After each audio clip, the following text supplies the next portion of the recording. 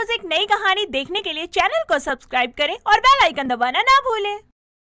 भूमि की माँ रचना सुबह सुबह सभी के लिए नाश्ते में गर्मा गर्म चाय पकौड़े बनाती है। तभी आंखें मसलती हुई भूमि अपनी माँ के पास आकर कहती है, मम्मी खुशबू तो बड़ी अच्छी आ रही, क्या बना रहे हो?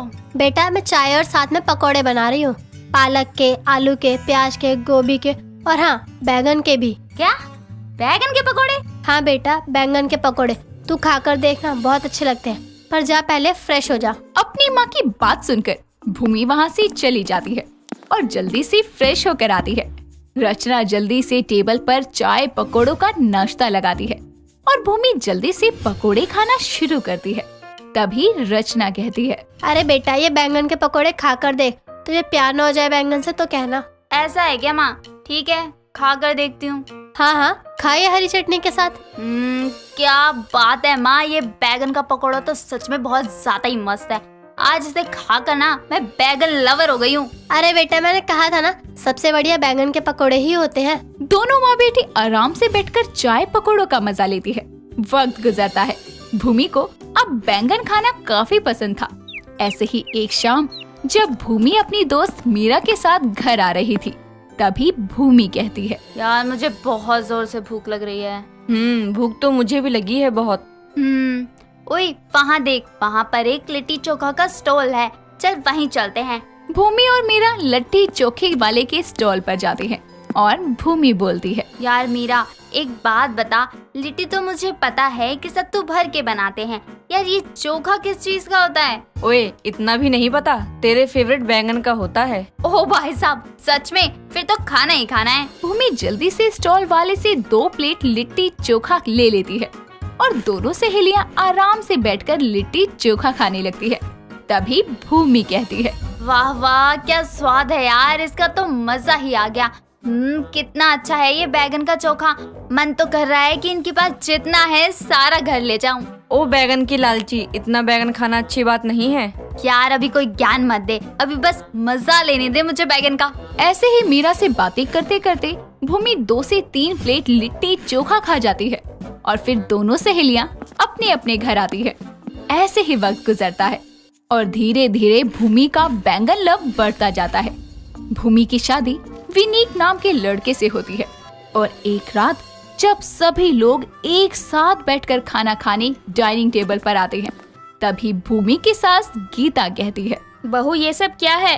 क्या हुआ माँ जी, क्या बात है? बहू ये सब क्या है? बैगन का भरता, बैगन के भजिए, भरवा बैंगन। क्यों आज घर में बैंगन के अलावा कोई सब्जी नहीं थी क्या? थी ना माँ जी, घर पर तो गोभी, गाजर, मटर, टमाटर, पनीर सब था। तो फिर खाने में बैंगन बैंगन क्यों हो रखा है? माँ जी वो क्या है ना, मुझे बैंगन खाना बहुत ज्यादा पसंद है, इस वजह से मैंने सारी बैंगन की आइटम बना ली। पर यार हमें तो नहीं पसंद, तुम्हें खाना था तो अपने लिए बना लेती, मुझे और माँ को क्यों खिला रही हो ये सब? अरे आप गुस्सा क्यों होते हैं, एक बार खा कर तो देखो, आपको भी प्यार हो जाएगा बैंगन से। सच में इसका स्वाद इतना अच्छा है कि जुबान से उतरेगा ही नहीं। मेरा बस चले तो मैं बैगन का मुरब्बा और अचार भी बना लूं। रुक बेटा, मैं मैगी बना कर लाती हूँ, उससे रोटी खा लेते हैं। माँ जी मैं बना देती हूँ, रुको।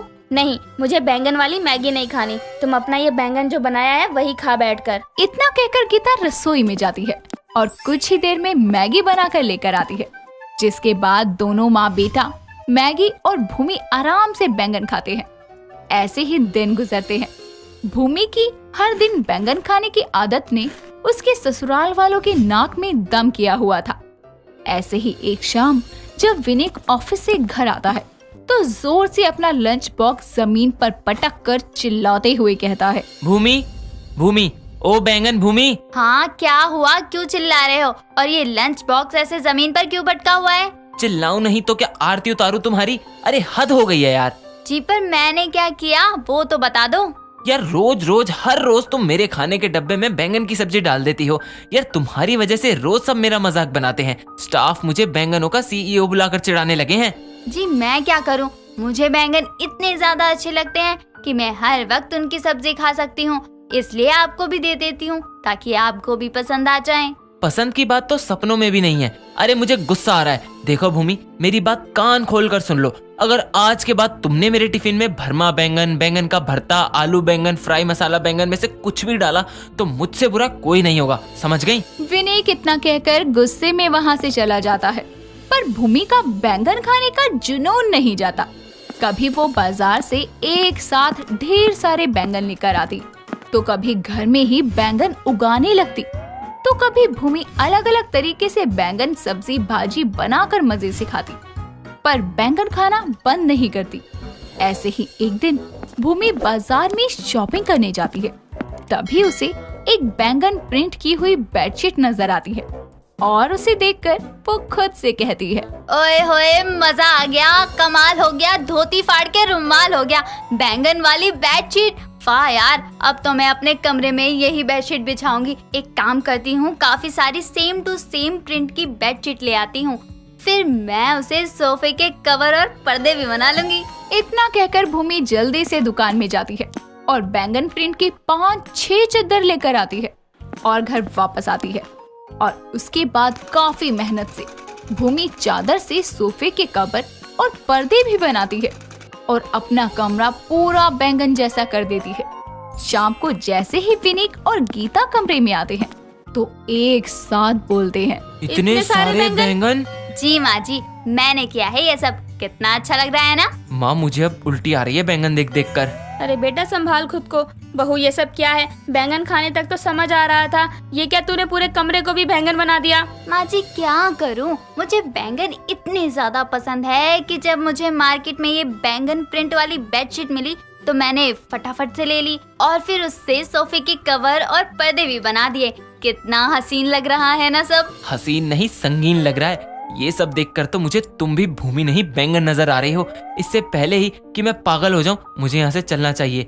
यार एक बात बताओ, तुमने मुझसे शादी क्यों की? किसी सब्जी वाले या फिर बैंगन से ही शादी क्यों नहीं कर ली, पागल औरत? हाँ बहू, अरे तुझे बैंगन खाना था तो हमने तुझे रोका नहीं, पर अब तो पानी सर से ऊपर जा चुका है। अरे आज तो तू बैंगन प्रिंट चादर पर्दे लगा रही है, कल को तेरा बस चले तो तू दीपमाला की तरह घर में बैंगन लगा देगी। मुझे तो डर है कहीं तू बैंगन के कपड़े ना बना ले एक दिन। मुझे माफ कर दो माँ जी और विनीक जी, पता नहीं मेरे सर पर बैंगन का खून सवार हो गया था। मुझे हर चीज में बस बैंगन और बैंगन ही नजर आ रहे थे, पर अब से मैं ऐसी कोई पागलपंती नहीं करूँगी। इतना कहकर भूमि जल्दी से कमरे की सारी सजावट फिर से बदल देती है और वापस से सब पहले जैसा कर देती है।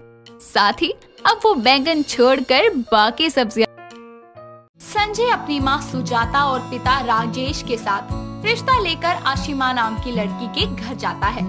आशिमा के घर में बस उसके पिता थे। संजय अपने माता पिता के साथ उसके घर पहुंचता है, जिसके बाद आशिमा उनके लिए चाय नाश्ता लेकर आती है। तभी रमेश बोलता है, हमारी आशिमा बहुत ही समझदार और गुणी है। इसकी माँ के गुजर जाने के बाद इसने ही घर संभाला है। अब तो बस मेरा यही सपना है कि इसकी शादी किसी अच्छे से घर में हो जाए। अंकल जी, क्या मैं आशिमा से अकेले में बात कर सकता हूँ? हाँ हाँ बेटा, क्यों नहीं, आखिर तुम दोनों की रजामंदी सबसे जरूरी है। जिसके बाद संजय और आशिमा घर के बगीचे में चले जाते हैं और संजय बोलता है, आपको अपने लिए कैसा जीवन साथी चाहिए? मेरे कुछ ज्यादा सपने नहीं है, मैं बस इतना चाहती हूँ कि वो मुझे समझे और प्यार करे। कमाल है, आजकल की लड़कियों को तो बस हैंडसम लड़के ही चाहिए होते हैं, पर आपकी बातें सुनकर लगता है कि आप कुछ अलग हैं। सुंदरता सूरत से ज्यादा सीरत में होनी चाहिए, ऐसा मेरा मानना है। आशिमा की ये बात संजय के दिल को छू जाती है और वो उसे देखता ही रह जाता है। थोड़ी देर बाद दोनों हॉल में आते हैं और फिर संजय कहता है, माँ पापा, मुझे ये रिश्ता मंजूर है। संजय के मुंह से ये बात सुनकर सब एक दूसरे को मिठाई खिलाते हैं। थोड़ी देर बाद संजय अपने परिवार के साथ वहाँ से चला जाता है। रास्ते में वो लोग जा ही रहे होते हैं, तभी उनकी एक ऑटो वाले से टक्कर हो जाती है, जिसमें संजय और सुजाता को तो हल्की फुल्की खरोच आती है, पर राजेश का एक हाथ फ्रैक्चर हो जाता है। जिसके बाद वो जैसे तैसे घर पहुंचते हैं और फिर संजय डॉक्टर को बुलाता है। डॉक्टर राजेश के हाथ पर प्लास्टर चढ़ाकर चला जाता है। जिसके बाद सुजाता कहती है, हे मोरे कान्हा, अच्छा खासा बेटे का रिश्ता तय कर खुशी खुशी लौट रहे थे और ये सब हो गया। ऐसे ही एक दिन सुजाता घर की सफाई कर रही होती है और फर्श पर पानी गिरा होता है जिस पर उसका ध्यान नहीं जाता। तभी उसके घर की डोरबेल बजती है और उसकी बहन शांति गांव से उनके घर आती है। ये देखकर सुजाता बोलती है, देर से ही सही पर आ गई तू। का करूँ जीजी, सोचा था अपने प्यारे लल्ला की शादी में महीने 2 महीने पहले आऊंगी, पर यहाँ तो अपने ही घर से फुर्सत न मिली। सबसे पहले तो मुझे लल्ला की दुल्हन की फोटो दिखा दो ताकि मैं भी तो देख के तसल्ली कर लूं। ओहो ठीक है, अभी तेरे लल्ला को बुला देती हूँ, उसके फोन में ही होगी फोटो।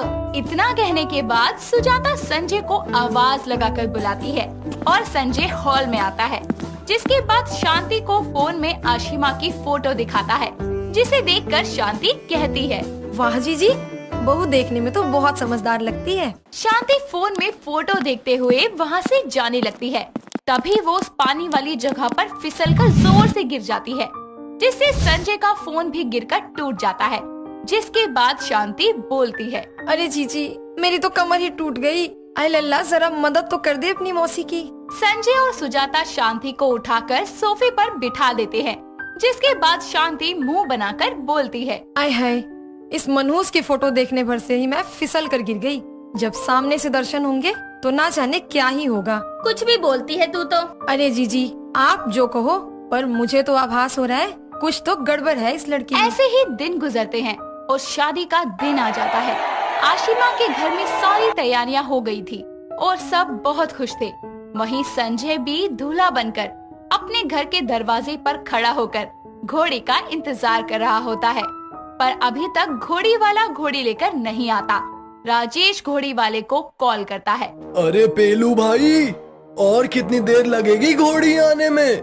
मेरी घोड़ी नहीं मिल रही है, आप कोई और घोड़ी देख लो। इतना कहकर पेलूराम कॉल कट कर देता है और इतनी जल्दी दूसरी घोड़ी का मिलना बहुत मुश्किल था।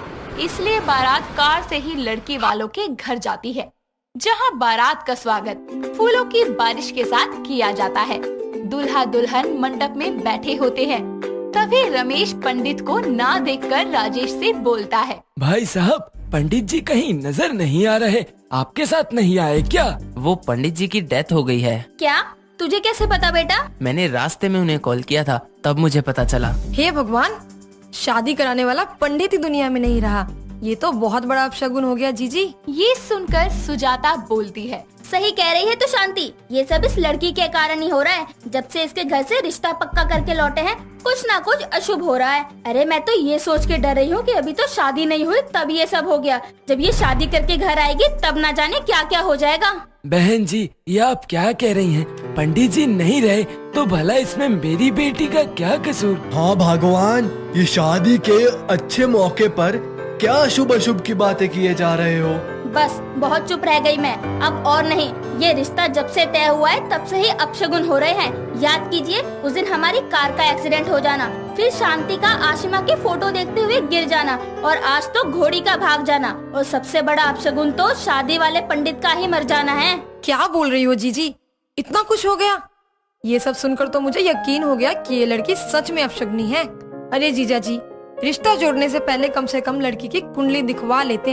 ये सब सुनकर आशिमा की आंखों में आंसू आ जाते हैं और उसे यूं रोता देखकर राजेश बोलता है, बस करो शांति, ऐसा कुछ नहीं होता है। अगर पंडित नहीं है तो क्या शादी नहीं होगी? मैं अभी जाकर दूसरा पंडित बुला के लाता हूँ। इतना कहकर वो एक कॉल करता है और कुछ ही देर में पंडित जी आ जाते हैं। जिसके बाद शादी की रस्में शुरू करने के लिए पंडित जी हवन कुंड में लकड़ियां जलाते हैं, पर लकड़ियां नहीं जलती। ये देखकर सुजाता के सब्र का बांध टूट जाता है और वो बोलती है, ये लो एक और अपशगुन। अरे अब तो मान लीजिए आप लोग कि भगवान भी नहीं चाहते कि ये शादी हो, इसलिए अब ये शादी किसी भी हालत पर नहीं होगी।